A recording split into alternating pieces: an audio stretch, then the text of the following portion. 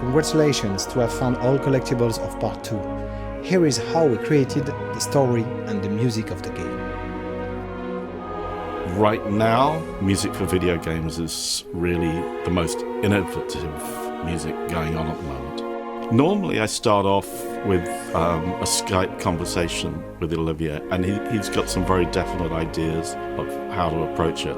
Well, I think I've been very lucky to work on this game. I worked very closely with the writers. We've been discussing on a daily basis the characters. The music now is much more about telling the story. The subtlety we want to convey in the game go through the music first. The war has to be personified in a way, and the music plays that role. The orchestra is there to express a lot of colors. With Impressionism, I have a lot of, harmonics that are like all spread around. It's quite simple, you might say, but all of a sudden it takes like a lot of dimensions. For us, it was story first, and it was, as long as we make a strong character-driven story and use the war as a backdrop rather than make it about the war, that was our focus. The core aspects were in place, the two characters, the animals, but there was a lot of story and a lot of things that Digix Art wanted to get into the game.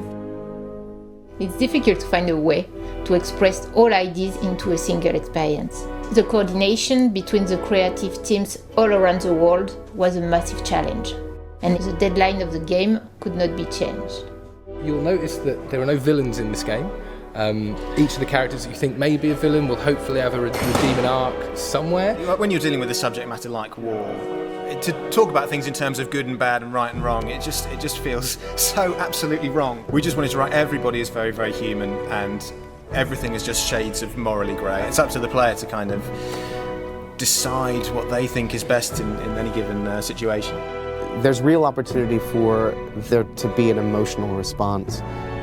This inherently has that built into the fabric of the storytelling by the very nature of the fact that it takes place during such an intense time in our history, and they've chosen to zero in on one side and the other side, but humanizing those two sides so that we can relate to both of them and their own experiences without it being this or that, or this is the enemy, this is not the enemy. And I think that will be really powerful.